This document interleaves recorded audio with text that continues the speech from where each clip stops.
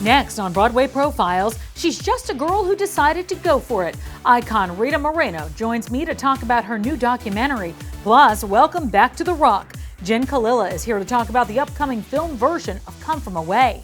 And The Boss returns to Broadway. Details about Bruce Springsteen's return to the Great Bright Way. I'm Tamsen Fadal, and this is Broadway Profiles, presented by Broadway.com. Thanks for joining us for another great episode of Broadway Profiles. I'm Tamsen Fadal. Rita Moreno is an icon, an Oscar winner, taking home the trophy for her role as Anita in 1961's West Side Story. Best Supporting Actress, Rita Moreno. I can't believe it! Well, now she's back on the big screen in Steven Spielberg's remake of the classic film. But that's not all, not even close. She's the subject and star of a new documentary, just a girl who decided to go for it. And trust me when I say she pulls no punches and keeps no secrets about her unbelievable real-life stories. Some people might view Rita Moreno as the embodiment of the American dream. At the age of 16 years old, she was the sole breadwinner for her family.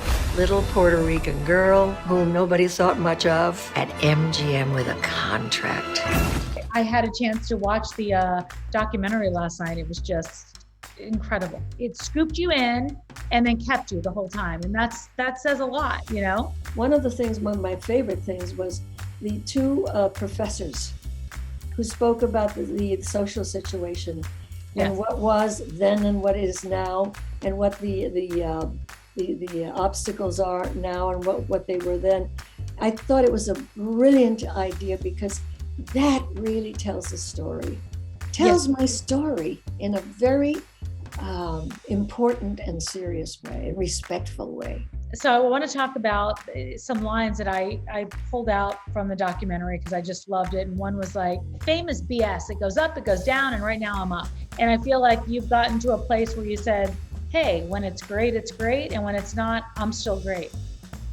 But you know what has seen me through that for years and years, and it's psychotherapy. I have to give, it's the best thing I ever did for myself. And the interesting thing is that it was suggested to me that I needed help by another loony, Marlon Brando, with whom I had a relationship. I mean, don't you think it's kind of hilarious that this lunatic says to me, you need help? But he was right. There's something ironically hilarious about that to me, that this crazy man was telling me to go into therapy. People are in our lives for a reason. Isn't that what they say? Yes. He was in therapy too. I mean, he was in therapy his whole life. You're so honest in this documentary about your relationship with him, about where it all came to a head in that one particular scene and where you finally were able to let go. How you did go to therapy, what you went through as being treated like a sex object. And when somebody says something to you, you just kind of giggled because you didn't know what else to do because you were uncomfortable. But the things you said are so important and they resonate to this day. I thought of myself as a sex object. I thought that's the only area in which I had value. It's heartbreaking, but that's what I thought about myself. And it all comes from the bias and prejudice I ran into when I was very, very young. We forget that I'm talking 5, 6, 7. If you're told often enough that you don't have value, you as a child accept that because you're a child. You are tender and you are really in some ways very frail and you believe this stuff. So you grow up thinking it's not something from my mom. You grow up thinking I don't have value. So you try to make up for it in whatever way you can. For me, it was being sexy and wearing very tight skirts and helping my bosom out a lot, that kind of thing. That's where I thought I had value, which is heartbreaking. It is. But it's beautiful that you know it now and that you're teaching it to other women. What was it like working with Lin-Manuel Miranda and Norman Lear on the documentary? Oh, well, Lin-Manuel is, he and I actually kind of love each other in a very special way. I adore his Puerto Ricanness, and I think he loves mine. And Norman, of course, he's one of the loves of my life. I love that man. He's got the greatest sense of humor. He's just astonishing. And he's a dream come true because I always loved his work, never dreaming that I would in any way be connected to him, in any way. And here we are. We really, really care for each other in the most un-showbiz way. West Side Story seems to be the big one. What are you going to do for an encore now? That's hard to follow. Yeah. And then I just want to talk in general about so many things. There's West Side Story. There's. Can you believe it? Can you believe it? What are your thoughts about it? Talk about a renaissance. Holy mackerel, it's astonishing. I so wish my mom were here. I missed her so much with all of this wonderful stuff that has happened. And I wish my husband were here. He would be so proud because he was always so hurt on my behalf that I was ignored for so many years. This is what I've presented to you all these years as my long and noisy prayer, as my magic trick. The Boss is back. Bruce Springsteen returns to Broadway this month. His autobiographical show, Springsteen on Broadway, opens at the St. James Theater June 26. It's a very limited engagement with performances from late June to early September. If you're lucky enough to score a ticket to Springsteen on Broadway, you'll be required to show proof of a full COVID vaccination before you get in the door. Look at Hunter, who plays hockey in a cardigan. He's like an athletic librarian. You know, Sunny's throwing a party. Really? Love a good high school party with the liquors and the touching, all the other stuff. Kuhu Verma is a star on the rise. She recently earned some well-deserved buzz for her performance in the off-Broadway musical Octet. And now she's the star of a new teen road trip comedy on Hulu called Plan B. Broadway.com correspondent Charlie Cooper has the story. You had the chance, luckily, as so many people were out of work, you had the chance to actually work. Yeah. You were filming Plan B during the pandemic. What was that experience like? What did that look like for you guys? I was so terrified going into it because I was like, what if I'm like this like over dramatic, awful, saccharine person on camera? But I also trusted Natalie Morales, the director, to pull me back and be like, girl, you're doing way too much. Dial it back. So, and she did. She did if that ever happened. And it was a great new medium for me. It was so fun. And also really paranoid a little bit. You know, we were like, okay, I'm supposed to touch you, interact with you, and be in love with you. And also, do you have the thing? Do you have COVID? So, of course, this is a coming-of-age film. Yeah. You play Sunny, one of the leading ladies in the film. Are there any things that you relate to her at that age? Were you like her at all? And what were you like at that age? Yeah, it's so funny. I was more of a Lupe at that age, but when I was in middle school, I was more of a Sunny. And like I saw myself as this like bad and didn't understand why the rest of the people in my life were not treating me as such. I didn't understand like my hierarchy in the world quite yet. I do think that there's definitely this weird misunderstanding when you're that age, and also a person of color, also a queer person of color, of how you see yourself versus how the world views you. There's a lot of confusion in that and a lot of shame in that and guilt in that. And so unpacking that was extremely healing for me, to go back and be like, hey, middle school Kuhu, you're loved, you're worthy, you can make your own decisions and stand by them, and you don't have to prove anything to anyone. Was it easier for you to play the role of Sunny alongside Lupe Victoria, who's actually a friend of yours in real life, or were there challenges? Talk about that experience. Yeah, I mean, she wasn't a friend before. Like we'd never met each other before we were cast as this role, and we did the chemistry read over Zoom, which is like the worst way to do a chemistry read ever. It's like, hey, do you guys like vibe off each other? Are your spirits connected over a screen? Yeah. Terrible.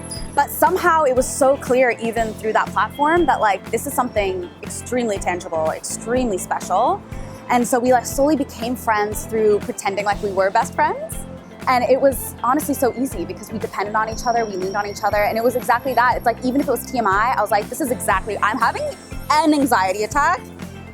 Help me, let me lean on you, and you can lean on me, and that kind of trust is so rare. The pandemic obviously changed the face of Broadway, sometimes for the worse, but sometimes for the better. With the release of Hamilton on Disney+, Broadway was suddenly in everyone's home. And now another Tony Award-winning show is being filmed for the stage. Apple TV+ just snatched up the rights to Come From Away.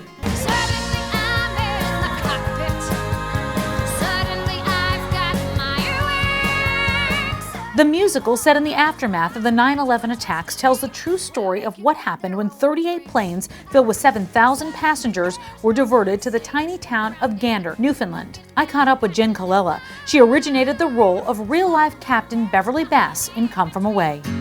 To be back there doing that, how did you feel? I mean, does it feel like getting back on a bicycle or did you have to kind of gear back up again after all these months? How does that work? Definitely had some trepidation moving into the experience because I wasn't warm, because I've spent the last year in sweatpants. Like even putting the grease paint back on, I was like, who's this all of a sudden? But once I got that captain's jacket on and I was on that set and with those people, it did feel a little bit like riding a bike. I got back into it. It was so easy because we were all so supportive. You know, not surprisingly, you've met the cast. You know how loving everyone is. It's hard to be a part of that show and not have your heart on your sleeve. So we took really good care of one another jumping back in. What was interesting about shooting the film in this way was that we're used to looking out in that audience. We're at the Schoenfeld. That felt extraordinary. But then we look out and there's an audience, but they're relatively still. They're present and laughing, but they're still. So to have 10 cameras out there and all of the crew and boom operators, and then there was this huge crane that had its own like little personality that kept coming into our faces. It was truly a lesson in like focus. I had to focus in a way that I have never experienced. So that felt good. It was a good challenge, but different for sure. How did you feel when you went back in and you had those crowds cheering you on as you arrived at the theater? I saw the video of that and went, it brought me to tears. Like, it's really beautiful. It was so unexpected. It was actually, we had an audience for the taping. Mm-hmm. Not a full house, obviously, but people who had been tested several times and then, gone through a rigorous screening process, and they were holding them in the Golden Theater. And as we arrived on set that day for our call, they were bringing them out to put them into the audience. And so it happened that they were there as we were arriving, and they saw us and first was waving, and then they just started applauding and going nuts, and we lost it. Like, it was so emotional. At first I thought, oh, how sweet, how thoughtful, look at this, look at that. And then I just lost it, Tamsin. I couldn't get it back. I was shaking. I was like, if this is the way this day is starting, then I can't imagine the first downbeat of that Bowron when House goes to half and we step out on that stage. Yes! This is the life of Bohemia. Before there was Rent, there was Tick, Tick, Boom. It's the film from director Lin-Manuel Miranda. Netflix just released the new teaser trailer for the movie starring Andrew Garfield as Jonathan Larson. This is a film adaptation of Larson's autobiographical musical of the same name. Tick, Tick, Boom opens in select theaters and streams on Netflix this fall.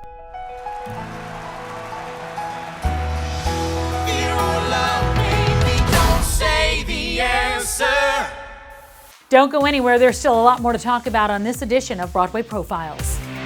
Coming up, all that jazz. We're going to sit down with a young musician who's an old soul to talk about her new album that pays tribute to some of the all-time great jazz musicians. This is Broadway Profiles. We'll be right back.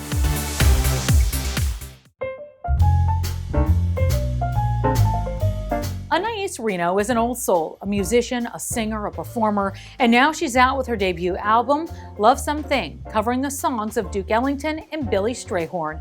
And oh, by the way, she's just a senior in high school here in Manhattan. Paul Wontorek sat down with this jazz prodigy. I thought the bright city lights would blot out your eyes, or at least dim them a bit. I thought the night would be kind of, but what a surprise. You look bigger and better, and here I sit. You're actually a senior at LaGuardia, and then you've also released an album. When did you discover this jazz side to yourself? Well, I had just started with a voice teacher when I was 8 years old, and a few months into working together, she said, I have a hunch, why don't you try singing At Last? I think that would fit your voice type. And little did I know that was going to bridge me into older music, more soulful music, And eventually it started becoming standards, and I got deeper and deeper into that songbook, and then I found Ellington and Strayhorn, and the rest is history, as they say. What is it like? You're a New York girl and you go to school here and you're able to perform in Berlin Jazz, like you said, and you're near Broadway and you're near all this amazing culture. You must feel like you must have been exposed to a lot of things. Yeah. It must have really sort of helped you sort of discover who you are as an artist. Yeah, definitely. The city definitely imposes a maturity on you and a culture on you, because I don't know that I would have gotten into this music had I not been in New York. Of course, no one can say for sure, but I do accredit where I've gotten to grow up to a lot of what I've gotten to do because of the jazz clubs, because of the schools, because of the people here, and I'm so thankful for it every day. A flower is the heart of spring that makes the rolling hillside sing.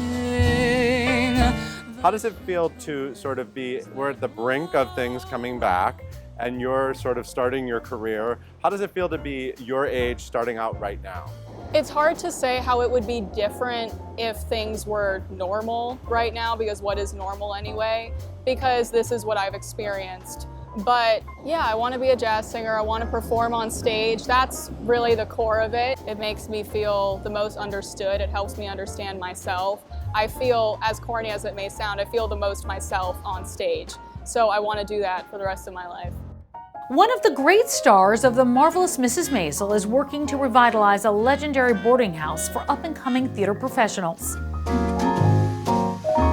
The Rehearsal Club provided housing and food to women trying to break into Broadway and the arts from 1913 to 1979. Now, Cynthia Darlow and others are raising money to bring it back by the end of the year in a new location. We had a chance to talk. I realized about 15 years ago that it was just impossible to get started in New York. And if you're a Broadway baby and you know, that's your dream, this is where you've got to be. And it's just been prohibitive. Nobody could get started anymore.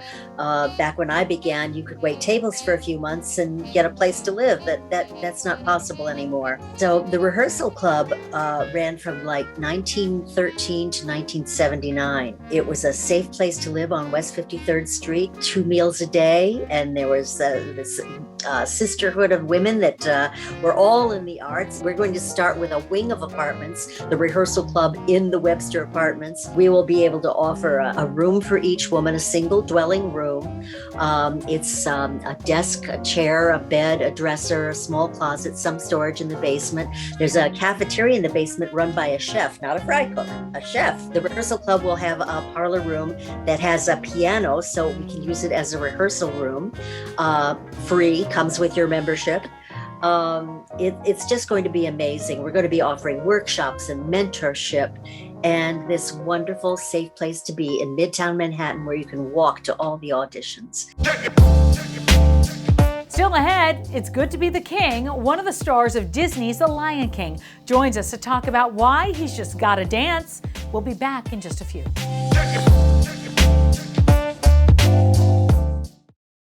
September 14th is the night when The Lion King and at least 3 other shows are making their comeback.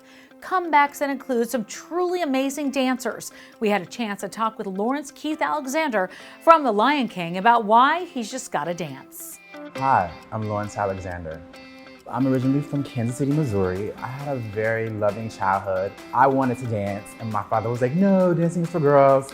And so I would always sneak in the car with my mom and like try to go to the dance studio and be like such a ham outside of like all the girls. And then the owner saw me and she was like, okay, this kid has to be put in dance. And so my mother and father were finally like, oh great, we'll let him dance. And that's how I started. I feel like dance chose me.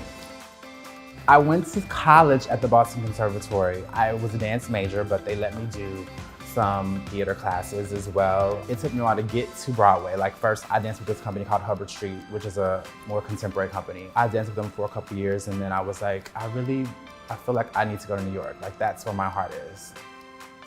I think about when I first came to New York, and everyone has the same story when you fly into New York over LaGuardia and you see the big city and you're like, those dancers on Broadway. You think about that, it's in your conscious. And now the fact that I'm here and I've been doing this for so long now, I'm extremely happy. Every time I come out it never changes my excitement, the audience, the roaring. I mean, you feel like a rock star up there, you know? It's so fun, and just to be on a Broadway stage is something very sacred to me about a Broadway stage. I take it very seriously, and it's one of the biggest blessings and amazing things of my life. It really is.